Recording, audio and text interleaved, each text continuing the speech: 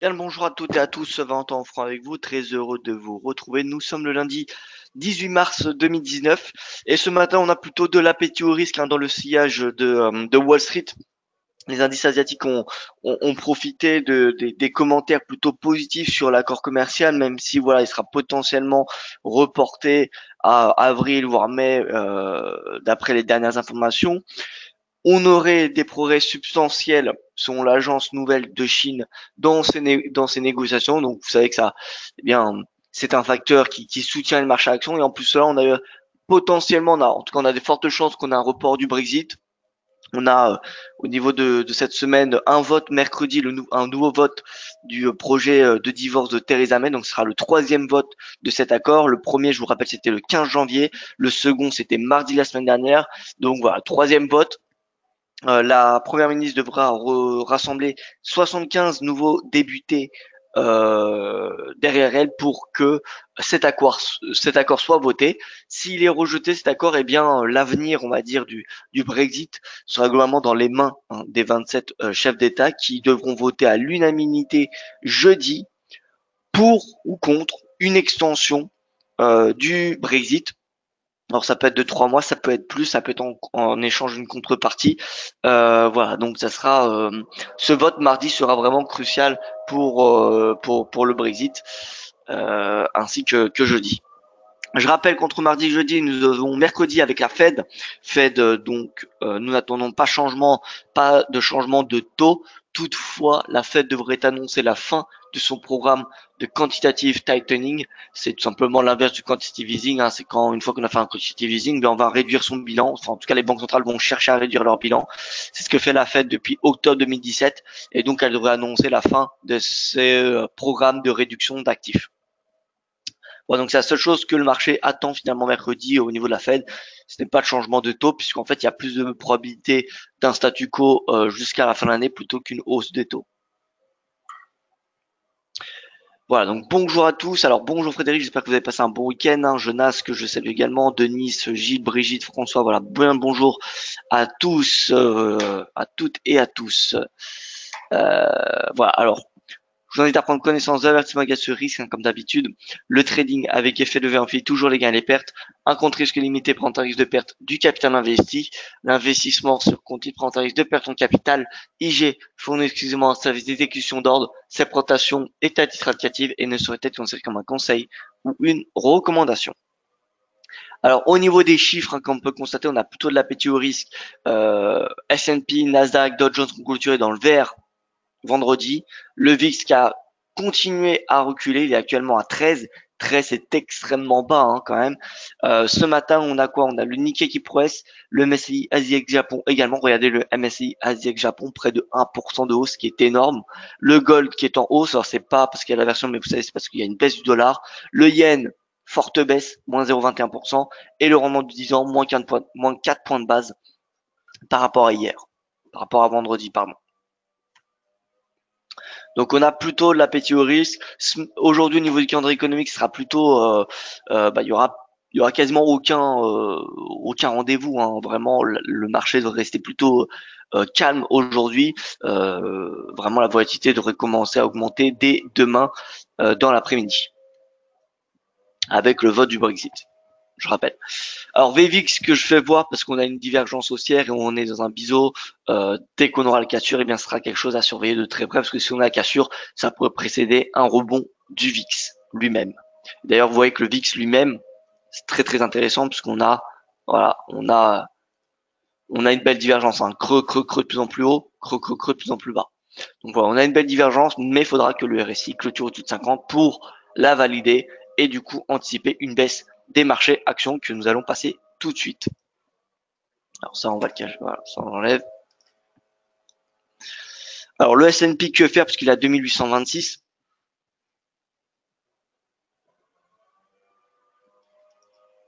2826, donc il a clôturé. Alors vous savez quoi, je vais mettre je vais regarder le cash lui-même.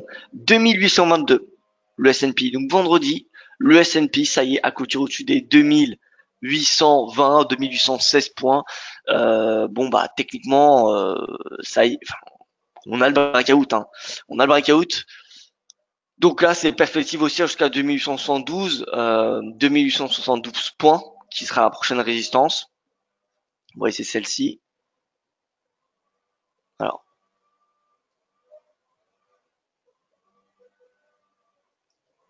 je ne sais pas pourquoi ça ne veut pas. Voilà. Donc 2872 points, prochaine résistance, et viendra ensuite les plus hauts historiques à 2940. Donc là, à mon avis, le S&P ira chercher cette zone, donc en 4 heures, on n'a pas de signaux baissiers pour le moment, en horaire non plus, donc voilà, pour le moment c'est boule, hein. Enfin ça y est, hein, c'est le breakout est confirmé. Donc, pour ceux qui vendent le S&P à 2120, je pense que là le risque il est trop important de passer à la vente. Maintenant qu'on a le breakout, on a encore une marge de hausse, même si voilà on a une divergence haussière du VIX. Pour un moment, ça reste haussier le S&P, c'est comme ça. Techniquement, c'est bullish. Ça y est, on a le breakout, donc on n'a plus de quoi shorter la résistance. On va pas s'amuser à shorter n'importe où non plus. Là, on avait un argument ces dernières semaines parce qu'on est arrivé en dessous de cette résistance qui est plurimensuelle, mais ça y est, on l'a dépassé. Donc techniquement, on n'a plus d'argument baissier pour le moment, à part la divergence haussière du VIX. Donc là, c'est direction 2172, 2172.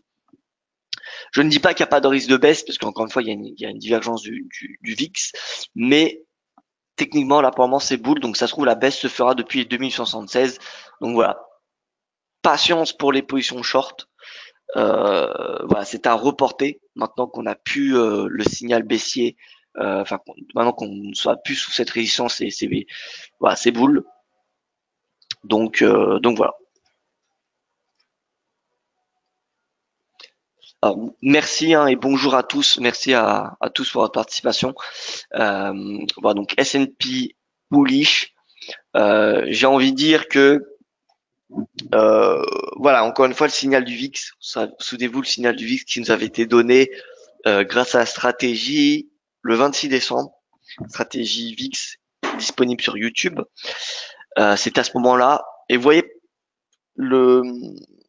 il y a des avantages et des inconvénients à pas mettre de take profit et de mettre plutôt un stop suiveur. Mais pour une stratégie de tendance, je dirais que peut-être le plus intéressant, c'est de mettre un stop suiveur. Parce que là, vous voyez, dans cette hausse, globalement, personne ne pouvait anticiper une hausse aussi rapide et sans retracement.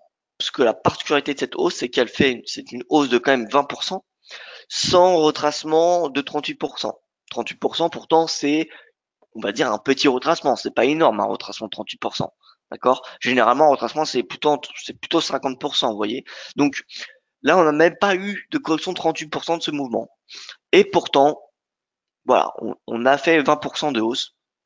Donc, je pense qu'il y avait peu de personnes, il y a peut-être des personnes qui ont anticipé cette hausse, mais il y en avait peu, en tout cas, je pense qui ont pu anticiper. Et vous voyez comme quoi c'était, ceux qui ont mis un stop suiveur, finalement, n'ont pas limité leur potentiel gain et sont toujours dedans. Donc là, vous voyez, depuis le signal du S&P, du VIX, pardon, qui a fait des données à la clôture à ce moment-là, on a quoi? On a plus de 350 points latents de gain. 350, c'est quand même intéressant. Maintenant, bon, ce signal n'arrive pas tous les jours. Il arrive même assez rarement, on va dire. Mais voilà, c'est quand même assez intéressant. Donc, comme quoi, dans les stratégies de tendance, il faut peut-être plutôt privilégier les stop suiveurs plutôt que les take profit tout court, ou alors combiner les deux. Mais en tout cas, laisser une chance à la tendance de se développer. Donc là, au niveau du CAC, pareil, on a des signaux aussi assez importants vendredi, puisqu'on a clôturé au-dessus de la bande supérieure de Bollinger. Voilà, donc là, on est à 5004. Prochaine résistance, c'est 5000, 5500. Hein. On va probablement chercher 5500 points. Vous voyez que la divergence, elle continue à se creuser. Vous voyez que là, on avait une div, mais on n'est pas venu passer sous 50, donc c'était compliqué, enfin, c'était même très risqué de l'exploiter. Comme quoi, quand il y a une divergence, il faut souvent, voilà, c'est conseillé d'attendre le breakout sous 50 pour exploiter la divergence baissière. Donc là, c'est boule, direction les 5500 points.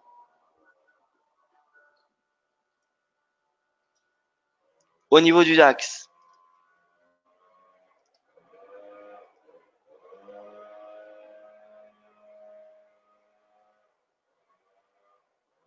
Alors au niveau du DAX, c'est pareil. Alors pardon, c'est pas tout à fait pareil. On n'a pas eu le clôture au-dessus des bandes de Bollinger. On est sur un moyen mobile à 200 séances. Bon, si le S&P monte et que le CAC monte, le DAX ne va pas baisser, hein. Il faut en être conscient. Donc là, on a un momentum qui est en hausse. Nous avons un momentum qui est en hausse.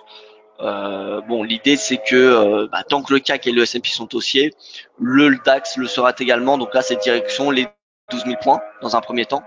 Ouais, 12 000, c'est un niveau très important puisque c'est un seuil psychologique. C'était une résistance majeure. Alors si on se met en mensuel, 12 000 points, il me semble, c'est le sommet de 2015, si je ne me trompe pas. Alors, ouais, sommet en prix de clôture. Sommet en prix de clôture, 11 921. Donc, vous voyez que c'est une résistance majeure. Donc voilà, là, c'est l'idée, c'est qu'on a cherché les 12 000 points sur le DAX. Alors, tu tournes la pelouse, me dit François. Alors, non, c'est parce qu'il y a quelqu'un en extérieur qui, en effet, euh, ouais, qui ramasse les feuilles avec un aspirateur. Bon, peu importe, de toute façon, mais non, ce n'est pas moi. Donc voilà. Veuillez m'excuser pourtant toutes les fenêtres sont fermées, hein. Donc voilà. Alors au niveau du DAX, donc c'est boule. Maintenant, bon, au niveau de l'aspect technique, je pense que le DAX est un peu plus intéressant, hein. Le DAX, voilà, on a eu un beau breakout des 5004, beau breakout de la bande supérieure de Bollinger. Donc voilà, on a une perspective haussière de 100 points plus. Bon, c'est possible, comme on le voit depuis le début, hein, de l'année, hein. On va pas non plus à chaque fois shorter à tous les 100 points, mais honnêtement, 5500, c'est quand même encore une fois des résistances majeures, comme ce l'était 5003, comme ce l'était à 5000. Donc voilà, faudra être prudent, en tout cas 5500 points. Je dis pas qu'il faut short à 5500, mais il faudra être prudent. Je dirais que c'est la prochaine zone de résistance majeure, 5500 points.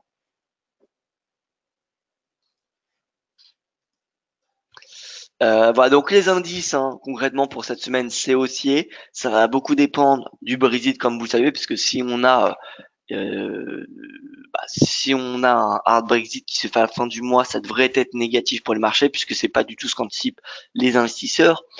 Euh, Au niveau de la Fed, si la Fed n'annonce pas la fin de son quantitative tightening mercredi, ça devrait être également baissier pour les marchés.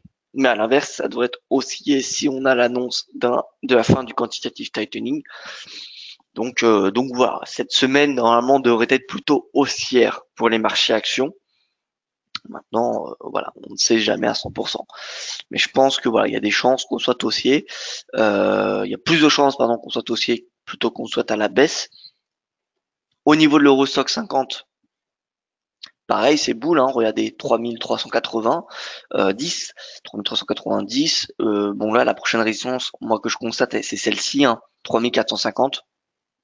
3450 points, donc nous ne sommes pas encore, nous sommes presque, mais voilà, on ira probablement chercher ce niveau de prix. Alors, le plus intéressant en ce moment, je pense, c'est le Forex. Enfin, en tout cas, oui, l'euro-dollar. Forex qui était pas très intéressant avant la semaine dernière, mais là, ça commence à devenir, regardez le DXY en baisse, donc depuis son sommet. Donc, rappelez-vous, la stratégie, c'était de shorter le dollar après avoir atteint cette résistance. Bien, pour le coup, cette stratégie a été bonne.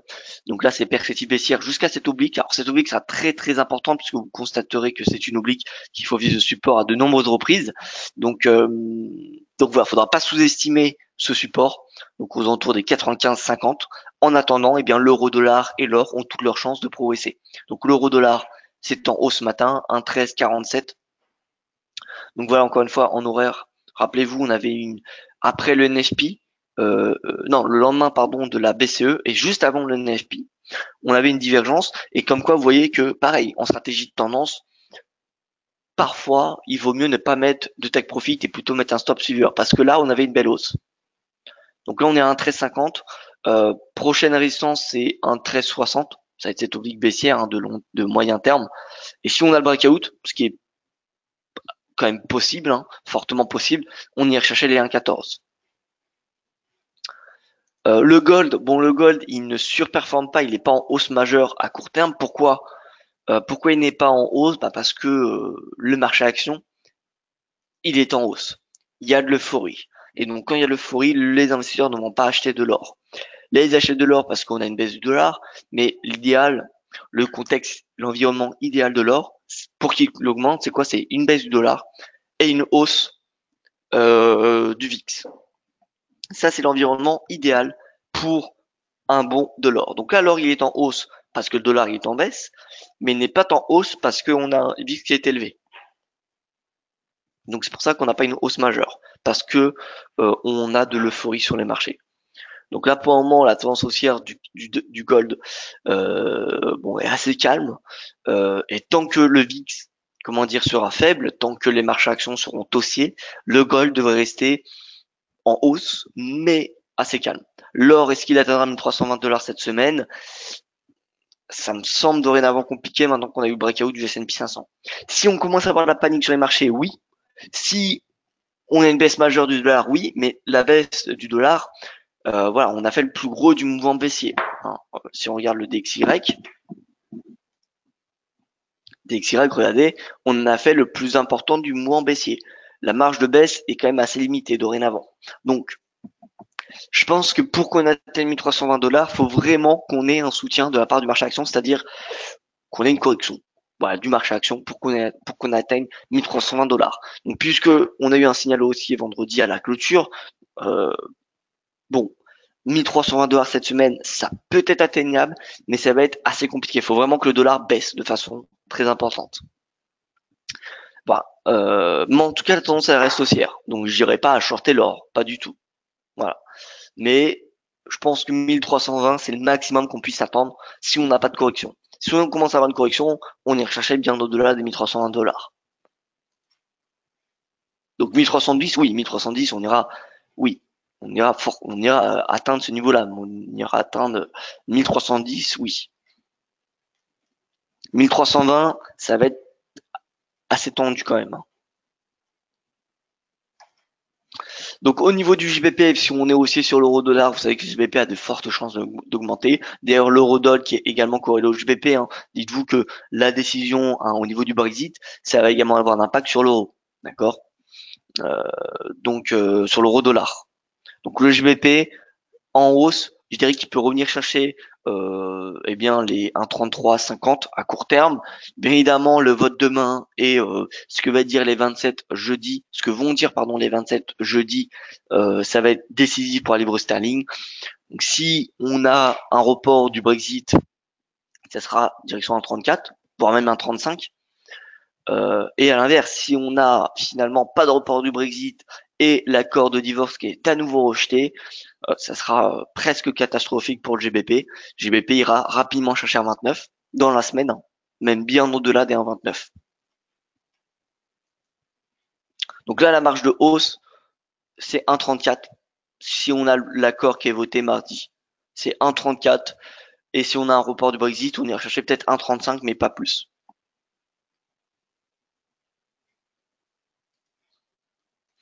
Au niveau de l'USD-Yen qui est considéré comme un indicateur leader des marchés actions.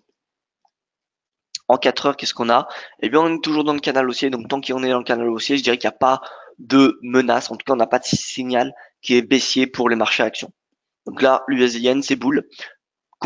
Impulsion, consolidation, comme on peut constater. Donc là, 111,40. Il faudra se mettre sur une tête un peu plus faible. Mais si on commence à avoir des signaux haussiers comme ce qu'on a actuellement, parce qu'on a une divergence, a priori. Alors, ah non, pas de divergence. Mais bon, si on commence à consolider à 111,40 et on commence à avoir une divergence haussière et que le RSI dépasse 50, bon bah ça sera un signal positif, ça sera un signal haussier, direction 112 à nouveau.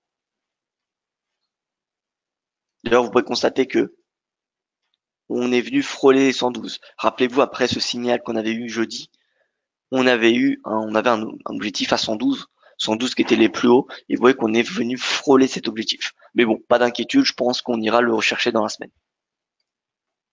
Parce qu'encore une fois, si on a une hausse du marché action, la devise qui va la plus se déprécier, c'est le yen. Donc si le yen baisse, l'USD-yen monte.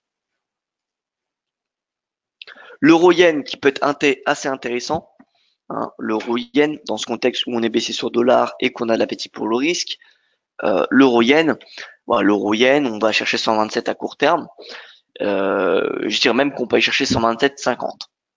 GBP yen, on me demande un avis, c'est pareil. GBP yen, bon, ça va beaucoup dépendre du Brexit à court terme, mais GBP yen, vous voyez que bon, il est quand même assez sommaire, hein. Prochaine résistance, bon, c'est 150. Prochaine résistance majeure, 150. Donc, ça a été tout double. Si on a un accord, si l'accord, pardon, du divorce est voté demain, bon, bah, ça sera boule pour le GBP, on ira chercher 150. Par contre, si on a l'accord qui est rejeté et en plus de cela des 27 qui refusent d'accorder un délai supplémentaire au Royaume-Uni pour négocier, bon bah le GBP yen ira, il plongera bien en dessous des 145 à mon avis. Donc là à court terme il n'y a pas grand-chose à faire puisque regardez on est sous cette résistance, regardez les chandeliers, c'est des corps qui sont tout petits, on a même une divergence baissière. Vous voyez, on a une divergence baissière. Donc là, sur le GBP yen, il n'y a rien à faire. Il n'y a rien à faire. Je pense que le GBP, il attend. Même le GBP USD, si vous regardez, le GBP USD, il fait pas grand chose, hein. Il fait rien du tout, le GBP USD. Vous voyez, on n'a rien. Donc là, GBP, les paires en GBP, je serai très prudent cette semaine. Moi, je vais pas me prononcer ni boule ni bear parce que ça va dépendre uniquement du Brexit. Au niveau du SD4, bon, on a un pullback à la ligne de coup de ce double bottom. Euh, Voilà, c'est tout ce qu'on a. On a un rebond du RSI. Si le RSI passait au-dessus de 50, ça pourrait être un signal haussier en direction des 1,34. Puis le récent sommet à 1,3450 et enfin 1,36. Alors, trade de la semaine de Barclays, AUD NZD. AUD NZD, attendez, je vais vous faire voir ce trade de la semaine.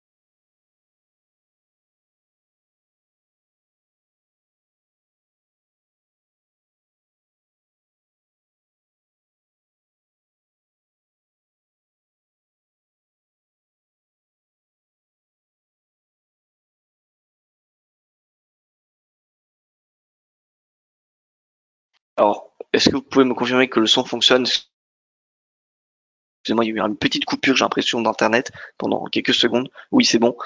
Ok, parfait. Très bizarre cette petite coupure. Euh, alors, bon, au niveau du trade de la semaine, donc que je vous lis hein, en détail, l'AUDNZD, on recommande un achat, donc ça c'est Barclays hein, qui dit ça, hein, c'est pas moi. Donc Barclays recommande un achat, il pense que l'AUDNZD est sous-pricé, il y a un potentiel important d'une baisse des taux de la RBNZ, même si les chiffres de la Nouvelle-Zélande sont susceptibles euh, d'une accélération, enfin d'une meilleure croissance qui sont attendus jeudi, l'AUD va a de fortes chances de trouver un support avec des minutes de l'RBA qui devraient être neutres demain et un taux de chômage inchangé jeudi pardon. Donc en fait ce qu'ils attendent c'est du côté de l'Australie une RBA avec des minutes un compte rendu neutre et un taux de chômage inchangé jeudi. Par contre, du côté de la Nouvelle-Zélande, ce qu'ils attendent, c'est un ton dovish de la RBNZ, même un potentiel de baisse des taux important. Et donc voilà. Et donc ils recommandent d'acheter la UDNZD. Et je vais vous dire donc leurs objectifs, parce que normalement ils mettent des objectifs. Eh bien cette fois-ci ils n'ont pas mis d'objectifs. Attendez, je regarde. Ah si, c'est bon. Alors, ils achètent à 1,034. 1,034. Target 1,049. Et stop à 1,028. Ça fait un ratio de rendement de 2. Bon, c'est pas énorme, hein, 2. Mais bon, on va regarder ça.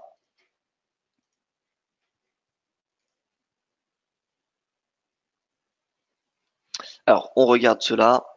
Je vous repartage mon écran. Voilà. Donc, AUDNZD. Donc, eux, ils achètent à 1,034. 1,034. Bon, nous y sommes. Et ils vendent à 1,049, me semble-t-il. Donc, là, je suis en 4 heures. Je vais me mettre en journalier. Donc, ils visent ce niveau-là. Et ils vont mettre un stop légèrement en dessous de ce plus bas. Voilà leur objectif, leur stratégie pour la semaine.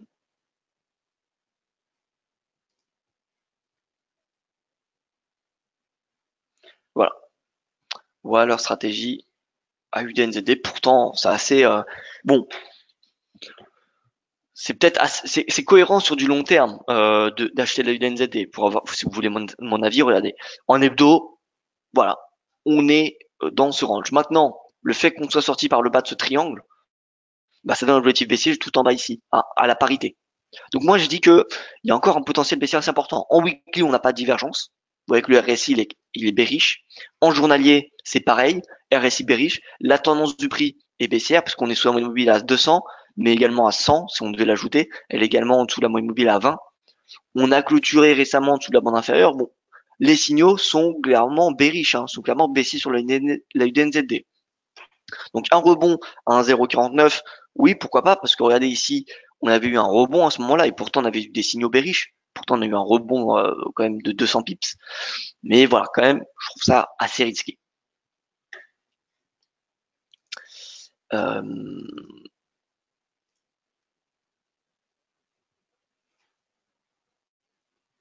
voilà, donc ça c'était le trade de la semaine. Donc on continue. Donc USD, c'est pas très intéressant pour être tout à fait franc avec vous. Bon, on a eu un rebond, comme vous pouvez le constater, mais depuis on n'a rien. Donc là les perspectives sont haussières, je dirais jusqu'à 0,72. Maintenant beaucoup plus haut, ça me semble assez limité tant qu'on n'a pas d'accord commercial. NZD, rebond jusqu'à 0,69.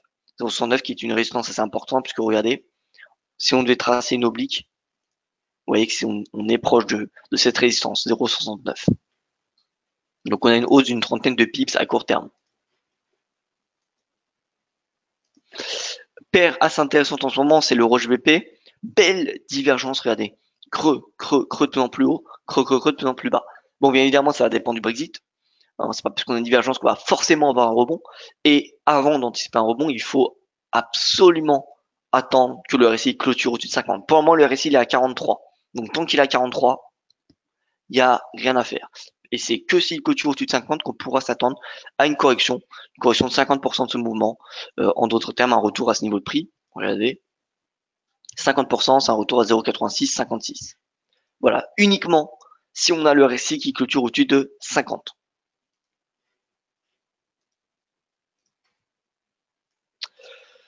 Euh, Alors, qu'est-ce qu'on peut rajouter? Le pétrole. Alors, le pétrole tiraillé entre le gel de la production de l'OPEP, mais en même temps le ralentissement de l'économie mondiale. Avec, rappelez-vous, l'OCDE qui a revu à la baisse récemment ses perspectives, la BCE également. Bref, voilà, c'est un petit peu compliqué le pétrole. Il n'y a pas beaucoup de momentum, il n'y a pas beaucoup de mouvement. Ça reste dans une tendance haussière, comme on peut le constater, parce qu'on a des creux et des sommets de plus en plus haut. Mais bon, on n'a pas vraiment de momentum. Maintenant, on n'a pas d'invalidation de la stratégie de vente pour le moment, de la stratégie acheteuse, pardon. Pour le moment, vous voyez que bon, c'est pas le momentum qu'on voulait, mais la moyenne mobile à 200, c'est le premier objectif. Ensuite, on aura l'objectif de l'ETE à 77,13.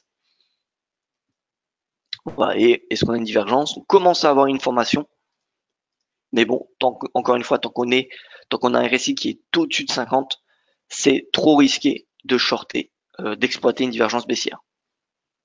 Voilà, donc faut absolument, si demain le RSI clôture en dessous de 50, faudra arrêter d'acheter le pétrole et il faudra clairement s'intéresser à la vente. Mais pour le moment, ça a une divergence comme celle-ci, ça veut absolument rien dire. Regardez, ici, il y en avait une, par exemple. En plus, en plus, cette divergence n'apparaît même pas dans une zone de surachat. Dans la zone de surachat. Donc, voilà, hein, une divergence comme il peut en avoir eu quand il y en avait une ici. Regardez. Ah non, pardon, il n'y en avait pas une ici. Je vais m'excuser. Alors, où est-ce que je peux trouver ça? Oui, donc voilà, ici, par exemple, il y en avait une. Vous voyez?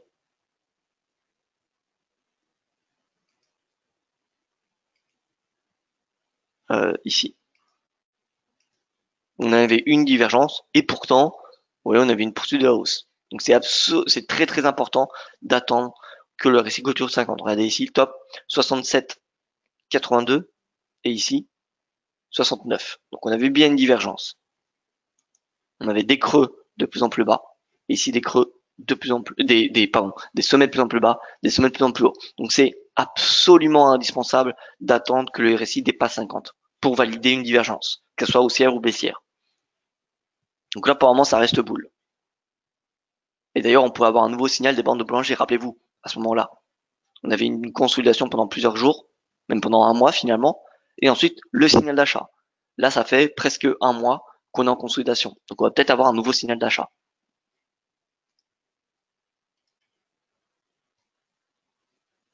Alors donc au niveau du trade de la semaine, qu'est-ce qu'on peut dire? Qu'est-ce qu'on peut dire? Alors on va regarder nos indices. Alors le yen, il arrive sur support. Le yen arrive sur support, donc ça va être compliqué de le vendre davantage. Bon, face à des devises assez fortes en ce moment, c'est possible, mais je pense que le plus gros du mouvement a été fait sur le yen. J'ai du mal à le voir baisser davantage. Alors je ne sais pas ce qui se passe Internet ce matin. Est-ce qu'on peut mettre des alertes sur le RSI? Bien évidemment. En tout cas sur ProAltime, vous pouvez. Vous pouvez. Je vous fais voir. Vous voyez, vous avez l'icône ici de l'alarme et ensuite vous pouvez mettre sur n'importe quoi, hein, sur une oblique, sur ce que vous voulez. Vous voyez, condition si le cours tout croisement de la valeur 50 et vous pouvez le répéter, il me semble. Alors, non, c'est bon. Temps réel ou alors clôture barre courante. Donc que à la clôture si vous voulez. Et voilà. Vous pouvez même envoyer un email. Donc oui, tout c'est possible. Bon, le yen ça charge pas. Mon internet ce matin ne fonctionne pas correctement, donc veuillez m'excuser. Donc du coup, trade de la semaine, bon bah ça va être un petit peu compliqué à dire. Ah, le franc il marche. Bon, le franc, bon, on a un bon niveau de support là, on constate. Hein. Bon niveau de support. J'ai l'impression qu'on a une belle divergence également. Regardez, les creux qui sont à plat, les creux qui sont en hausse. Donc là, on pourrait bientôt voir un rallye du franc. C'est possible. Je sais pas qu'on va en avoir un. Et pour le moment, on n'a pas les signaux d'achat parce que le RSI est toujours en dessous de 50, mais on pourrait en avoir un. Bon, je vais passer ces indices. L'or. L'or, donc toujours 1300. Moi, je pense que c'est une zone assez intéressante pour se positionner à l'achat. Tant que le dollar est en baisse, euh, ça sera possible. C'est possible de se positionner à l'achat. Et le prochain relais de l'or, ça serait si on commence à avoir une correction des marchés actions, là, ça serait quelque chose de très positif pour l'or. Parce qu'on aurait en même temps une baisse du dollar et en plus une hausse de la volatilité. Bon, donc si je devais résumer, perspective technique haussière sur les marchés actions, on n'a plus de divergence, on a cassé des breakouts vendredi, donc ça c'est bullish. Au niveau du forex, excusez-moi, euh, perspective baissière sur le dollar, donc forcément l'euro en hausse, le GBP en hausse. Euh, tout ce qui est devise finalement, commodities, c'est également en hausse. Tout ce qui est devise refuge, c'est en baisse. Maintenant, ça va beaucoup dépendre du Brexit. Si on commence à avoir un rejet de l'accord du divorce mardi et que les 27 refusent une extension du Brexit, il y a de fortes chances qu'on ait de l'aversion au risque. Donc que le dollar, que le yen et que le franc surperforment. Vous voyez. Donc pour le moment, il y a l'appétit, mais ça va beaucoup dépendre du Brexit, faut en être conscient. Alors Roland qui demande, alors bonjour Roland, divergence ou pas sur le S&P en D1, H1 et 15 minutes. Alors en D1 non.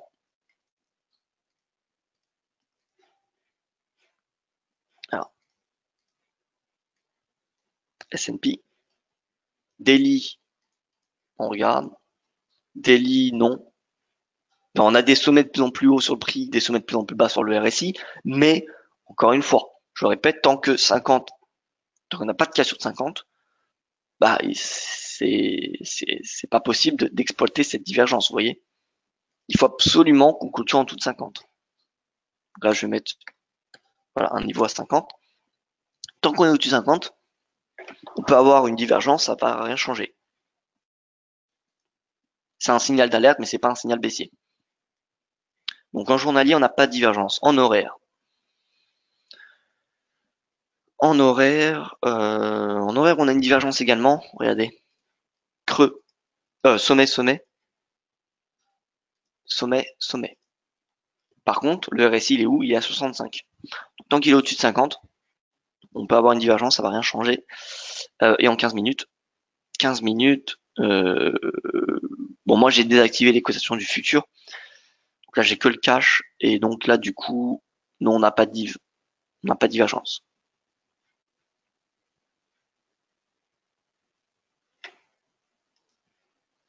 Voilà donc pour ce point de marché, écoutez, moi je n'ai rien d'autre à rajouter. Je vois qu'il y a implication, donc écoutez, je vais vous laisser sur ces propos.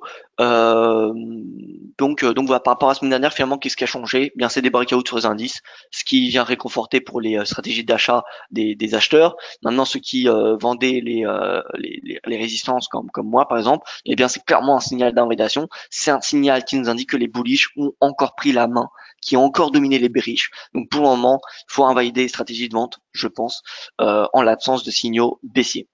Voilà. Voilà tout pour ce point de marché. Merci. Alors, avec sur un signal d'alerte, quelle stratégie adopter? Sur un signal d'alerte, quelle stratégie adopter?